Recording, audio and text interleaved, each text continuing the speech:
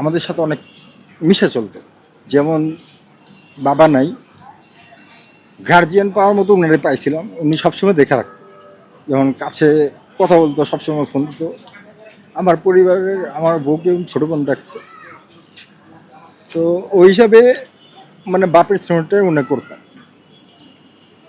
তো হয়তো বা কেউ আমার নামে কোনো কিছু বলছে, তার কারণে আমার দূরে রাখছে। তা আমি ওই সে কষ্টটা নিতে পারিনি। আমি সবসময় বাসায় থাকতাম, ভাই আমার কষ্ট দিচ্ছে। ভাই বলতে সোহাগ ভাই, হ্যাঁ হ্যাঁ। আমি যখন উনি ব্যবসা করতে আসে, ওনার প্রথমেই বাধা দেয়। বাধা দেওয়ার পরে উনি বলছেন ব্যবসা আমি করব। আমি এতদিন 17 বছর আমি এখানে ব্যবসা করতে পারি না। আমার 17 বছর আগে এখানে দোকান ছিলাম, ব্যবসা ছিল, করতে পারি নাই। চলে গেছি, মামলা দিছেন, মামলা খাইছি, জেল খাটছি, দলের জন্য সব কিছু করছি। দলের জন্য মার কবর মাটি দিতে পারি নাই, মার কবর দিছে আরেকজন। দল বলতে হচ্ছে আপনারা বিএনপির, বিএনপির সাথে হ্যাঁ। সম্পৃক্ত ছিলেন আপনি আমরা যখন ওই যে আপনার হরতাল অবরোধ যখন হইতো, তখন আমরা যাইতাম, আমরা এই আন্দোলন সংগ্রাম করছি।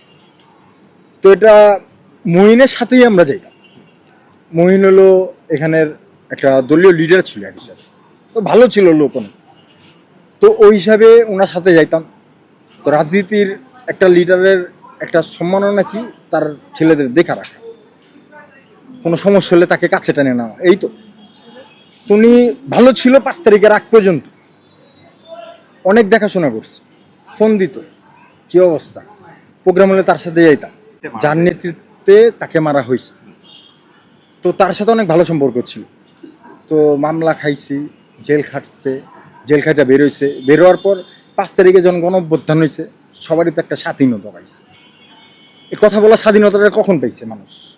5 তারিখের পরে। তো ওই হিসাবে এলাকায় আসছি, সবার সাথে সাক্ষাৎ হয়েছে, মহিনবার সাথেও সাক্ষাৎ হয়েছে। এমনকি মহিনবার সাথেও আমরা ছিলাম তখন প্রথমত। উনি তখনও ভালো ছিল। প্রায় 2 মাস যাওয়ার পরে ওনার মাইন্ডসেট চেঞ্জ হয়ে গেছে, টাকা টাকা কামাইতে হবে। তো ভাই যখন ব্যবসার এখানে ঢুকছে, তখন ভাই ওনাকে সম্মাননা হিসাবে, বড় ভাই হিসাবে, যে এতদিন টাকা পয়সা হয়নি, আমার তো একটা ব্যবসার লাইন আছে, যা আমি টুকিটাকি বাইরে করছি, যা শিখছি এটা এখানে এসে করি। তো দিছে, দেওয়ার পর উনি যা ওই টুকিটাকি টাকা পয়সা কামাইছে, যখন চাইতো যে ভাই আমার 10,000 টাকা লাগবে, বা এই পোলাপানের এই খরচটা লাগবে, মাওয়া নিয়া 70-75 হাজার টাকা দা ইলিশ কিনা খাওয়াইছে ওনার বার্থডের দিন। মহিন হ্যাঁ, সবাইকে কিনে খাওয়াছে। মিটফোটে কেউ বাকি ছিল, এই যে ওর ছোট ভাই, ওরাও গেছে, গেছিলি না, খাই সস্তা, সবারই তো নিয়ে গেছিল, সবারই খাওয়াইছে, ট্রিটও ছিল তখন। তো ওই জায়গায় তো ওনার সাথে মানে এরকম একটা হিসাব যে ওনারা করবে কখনো চিন্তা করিনি।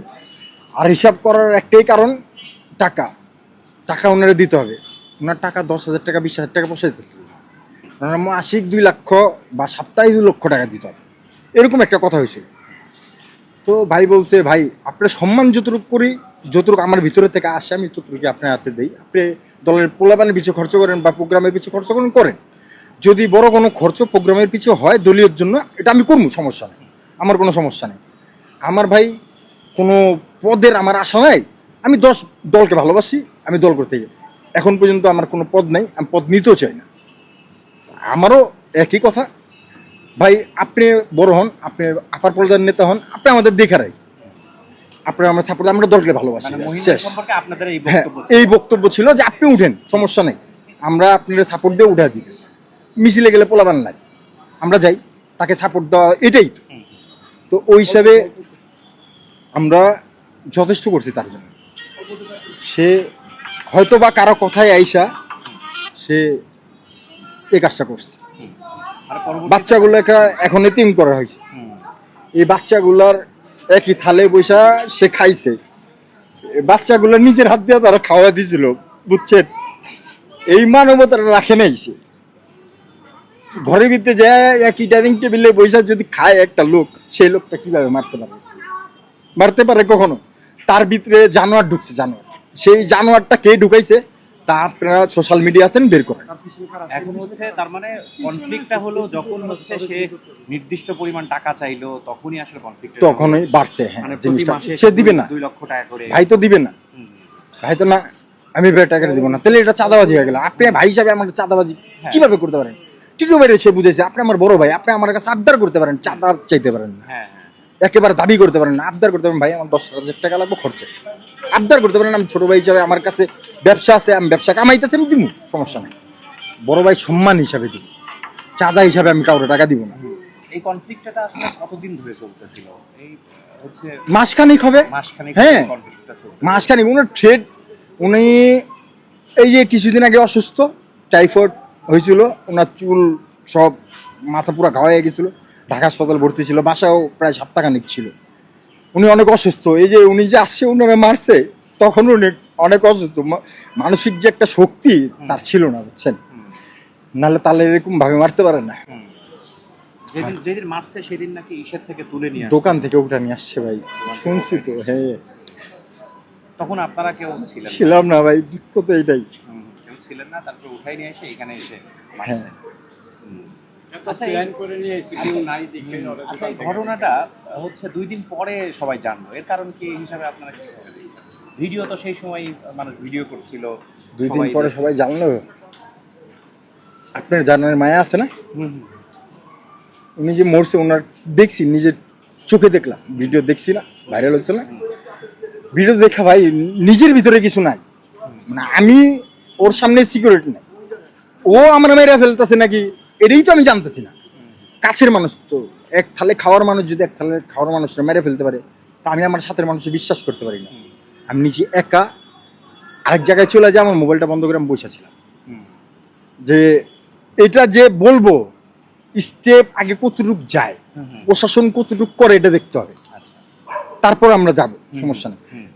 প্রশাসন আসছে মানে পুরোপুরি, আপনারাও স্তম্ভিত হয়ে গেছিলেন এই আমরা ঘটনাতে যে কি ওদিন করবো? রাত্রেবেলা মামলা নিতেছি না, পুলিশ মামলা নিবে না, আপনারা মামলার পুলিশের নাম কাছে নিতেছে, নাম কাটে ফেলতেছে, নাম নিতেছে, নাম কাটে ফেলতেছে, থানা থেকে ফোন আসতেছে আমরা লাশের সামনে, মামলা নিতে চায় না কেন, কারণ কি?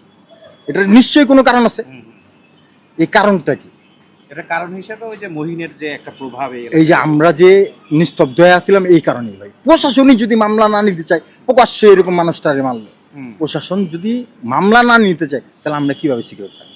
এই যে আনসার কেন এখানে মারছে, একটা আনসার বেরোইছে, সশস্ত্র বাহিনী বলে তাদেরকে, উনাদের কাছেই তো জনগণ সিকিউরিটি নাই, উনি তো নিজেরাই টাকা খায়, কুল পায় না। তার মানে মহিনের একটা চরম একটা প্রভাবে এলাকায় ছিল, সব আগে থেকে দিক দিয়ে। সবাই ছিল। সব দিক দিয়ে প্রভাব ছিল। এখন আরো কিছু সন্ত্রাসী ওনার সাথে অ্যাড হয়েছে, যেমন টিটু। টিটু তো একটা পুরানো জাতের সন্ত্রাস, এটা আপনি ওই যে তার এলাকা 31 নং ওয়ার্ড, সেখানে গেলেই কাউকে জিজ্ঞেস করলেই পাবে। হুম, তার বড় ভাই ছিল পাগাল, ওই যে কষাটলির সন্ত্রাস, সে এক সন্ত্রাস, তার ছোট ভাই আরেক সন্ত্রাস, চাঁদাবাজি করতে যায় যে বগুল স্কুলে তার হাত পাও ছিঁচে ফেলছিল, চাঁদা নিতে গেছিল এক ব্যবসায়ী থেকে। হুম। এই টাকা দিতে সম্মাননা তখন একটা, চাঁদা আর সবাই- একটা, চাঁদা তো দিব না, হুম, হুম। চাঁদা কেন দিব? আমি তোমার সম্মাননা দিতে পারি, আমি তোমার সম্মান করতে পারি, চাঁদা দিতে পারবো? আমি সোহাগ ভাইয়ের ছেলেই করতে পারবো, ছোট ভাই, বুঝছেন? আপন ছোট বোন? হ্যাঁ, এরকমই মনে করেন। আপনার নাম? জেবিন, মোহাম্মদ জেবিন। ছোট ভাই। ঠিক আছে। উনি আমার ছেলে বলছে এরকম ভিডিও আমার কাছে। হুম।